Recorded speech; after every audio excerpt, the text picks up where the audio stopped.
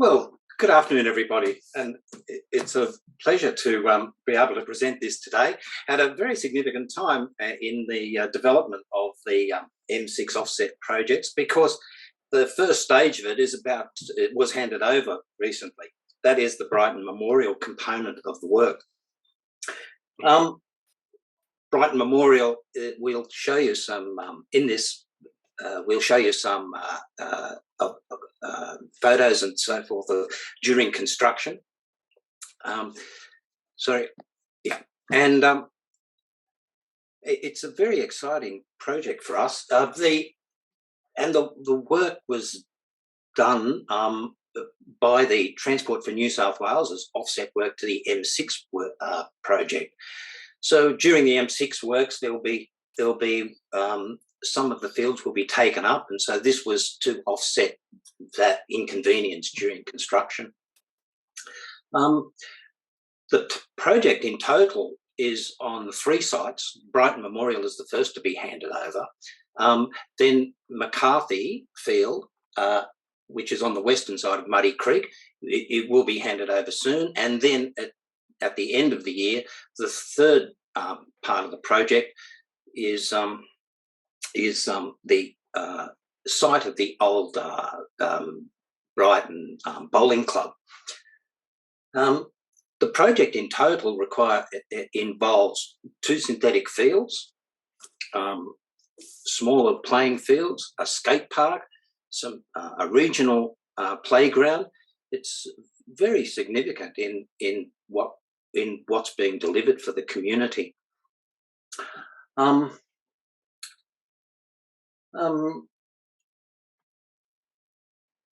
At the start, the project was there was community engagement to see what the community's needs were, and these were addressed. And once that was addressed, and a working group was formed, we set about giving the Transport for New South Wales in their working. We worked collaboratively with them so that council's specification and our brief was delivered upon. Now, they interpreted our brief, and the way they interpreted it was very successful, and we were partners at every stage. City Projects' involvement was to ensure that once the plans and specifications were agreed, that they were delivered upon. And so now we're at a stage where the Brighton Memorial component of the work is finished and handed over, and the public are enjoying it. It involves a new sports amenity building, and a new sports playing field, synthetic playing field, and a playground area that interfaces with the school next door. All of these, I'm sure that the school will enjoy the facilities too, because it's open, to the public. It's not locked off. It's always available. In the sports amenity building, it has public toilets that are 24/7. There's one of the real features of this, being a war memorial, is the memorial wall, and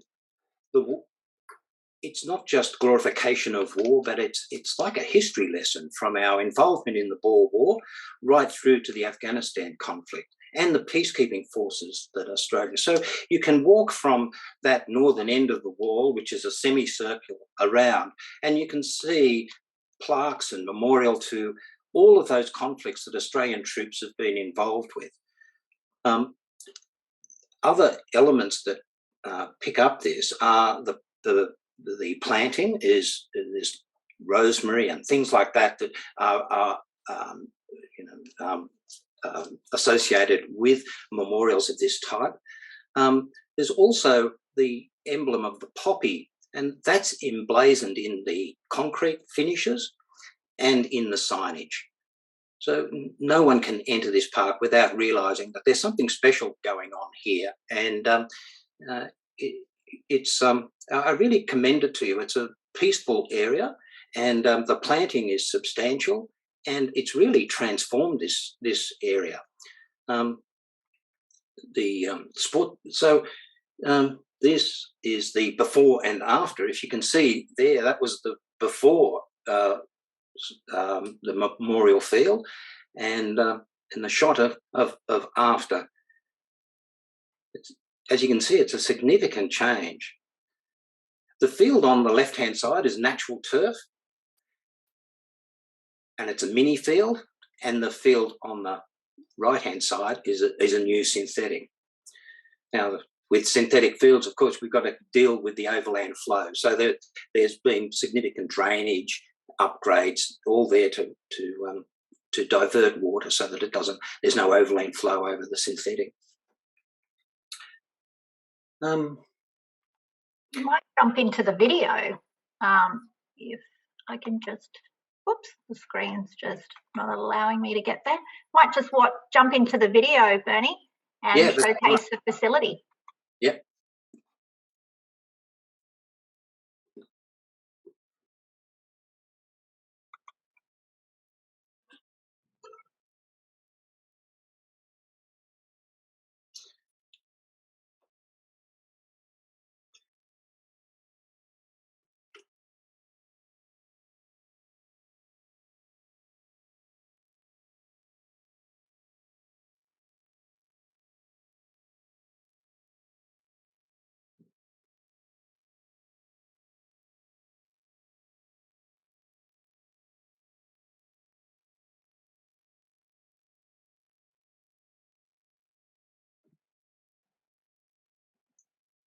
So I think that was a great little snippet of, I suppose, what we were just looking at, the before and after photos. And I suppose the after photo that we saw was basically a design image of what we wanted to achieve in that space. And I suppose the video now captures the real life product that has been delivered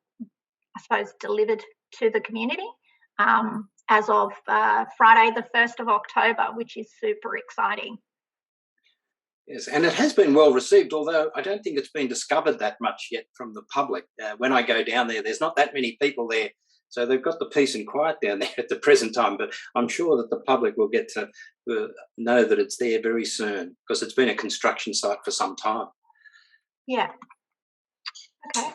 We might jump into, I know, Bernie, there's a lot of people that often think about the construction stage, and I know the project goes through many different stages.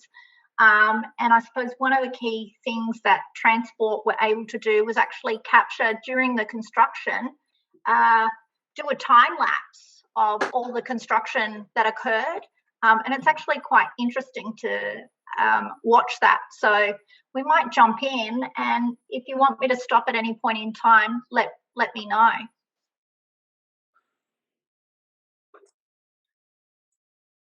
We'll just wait for that to load.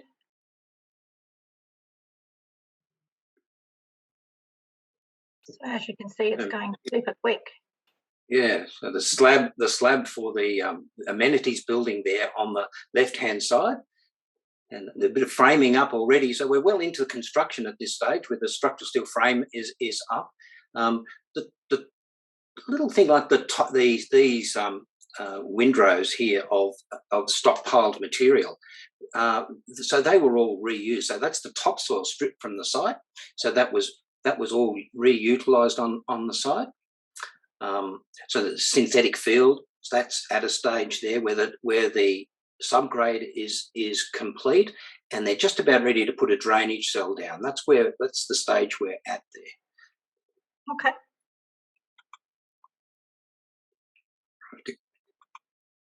Oops.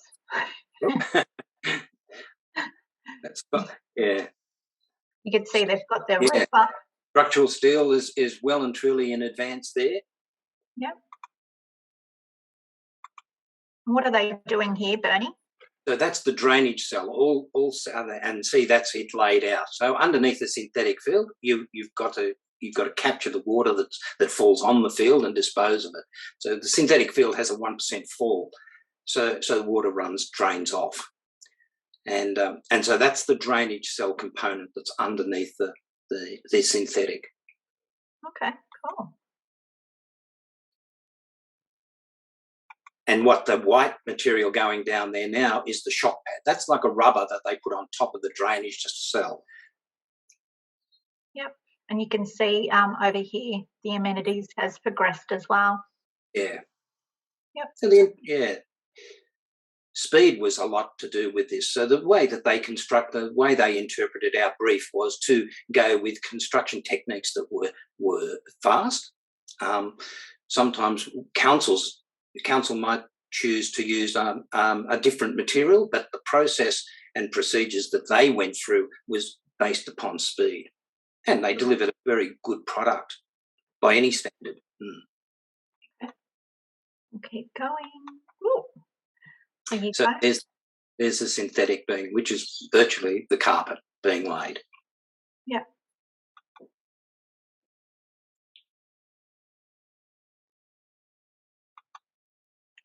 Pretty close to finishing there. Yeah, so you can see the new light poles have been installed since so that was one of the upgrades as well. Of course, new lighting. Yep.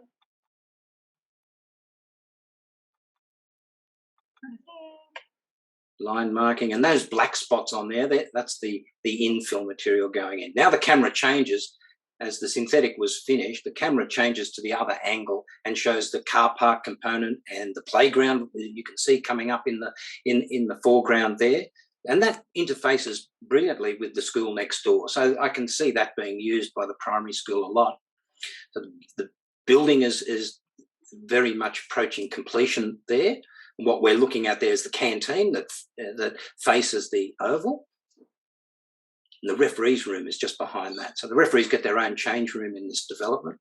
Now, what we're seeing here is the development of the semicircular wall. That concrete wall is what houses the memorial plaques all the way around. So you can, and there's a footpath in front of that. And so that's where you just walk and you can just follow Australia's military history right from Boer War right through. And it includes a memorial to the first Aboriginal who was a commissioned officer in the Australian Army. There's things like that that are of very unique significance in Australia's war history.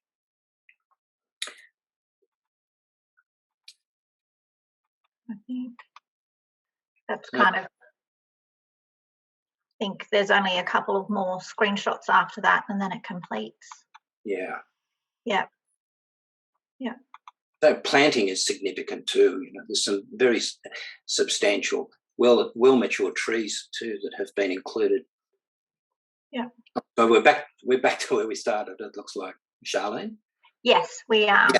Absolutely. Yeah.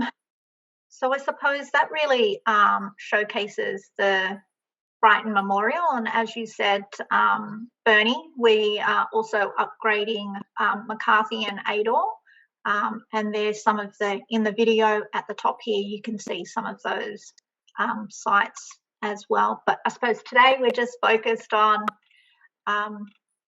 really focused on Brighton Memorial.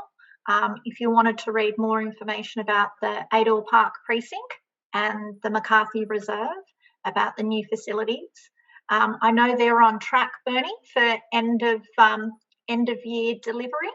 McCarthy is probably in advance of that. So yeah, there'll be probably two handovers, one for McCarthy and one for the area east of Muddy Creek. Okay, fantastic. I know one of the other key questions that I get asked is how do I stay up to date with what's happening with the project, whether it be the new facilities or with the tunnel. One of the things that Transport have done is they've created a web portal or a project site for the stage one. We will pop the link in to the chat after the presentation. If you would like to subscribe to any updates on the project, when you're on the home page, you can click here to subscribe to the updates. If you wanted to read more information about the new facilities, you can click on the new recreational facilities. Did anyone have any questions, or Sharon, has anyone raised any questions in the chat? I'll just my video on and say hello to everyone. Hi everyone, I'm Sharon. I'm Community Engagement at Bayside Council. So at the moment we don't really have any questions in the chat about the playing fields at the moment. I suppose I had a question just about the memorial plaques. Bernie, how did they sort of come about? Were they there previously, or is that a whole new installation? Or no, it's a whole new installation, and there was quite a bit of work, community consultation with local groups, and in particular the RSL, and it really is something special. It really pays homage, and for those of us who love our history too, it takes us through that in chronological order. And Australia's it's very significant, our contribution to not just to war but to peacekeeping movements as well.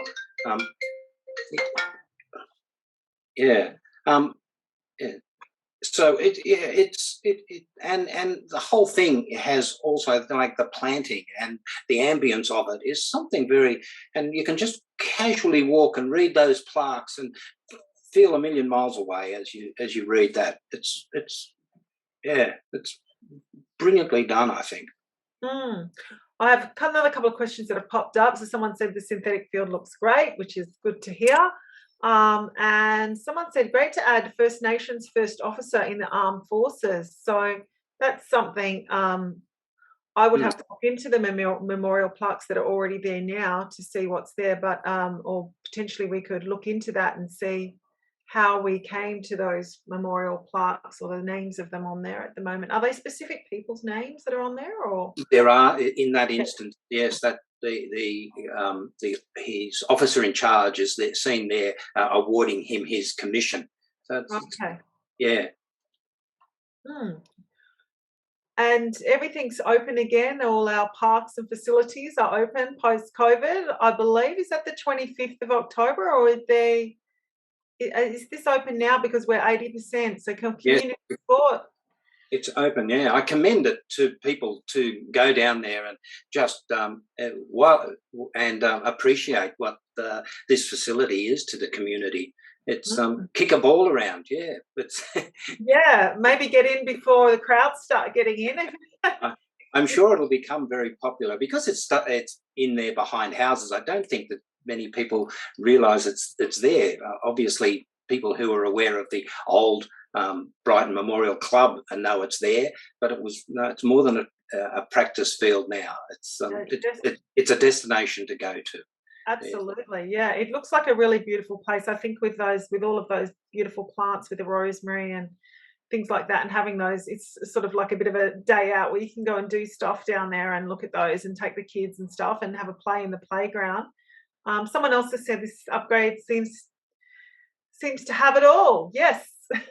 Great contribution to the local area. Absolutely, I agree. And the playing area, the playground, there's lots of new. Is that all new equipment and things? Oh yes, all new equipment. Yeah. Yeah. Excellent. There's a much bigger playground in the eastern side of that will come online later. Oh, yeah. Okay. That's the one that's being highlighted there. Yeah. Oh, okay. So is that regional? Yeah, in the old bowling club site. Yeah. Oh, excellent. Okay, that looks amazing. And the change rooms and the back to the playing field. So that's a whole. Is that a whole new? Is that a stadium there, or? No, that's the roof of the sports amenity building. Okay, great. Well, it's very big. It includes the change rooms and a canteen, and that includes referee's change room and a first aid room. Yeah. Okay, great. Public toilets. So another question here: where does the cyclist and pedestrian path lead to? Do we know that? It's just it goes from Sybil Lane to around the playground and at the school. So it terminates there. But if you wanted to ride a bike through there and appreciate the facility on a bicycle, there's no reason you couldn't just take off O'Neill Street through Sybil Lane, and gently right around there, because there'll probably be people on the path. But yeah, it's like a slow bike ride through that area.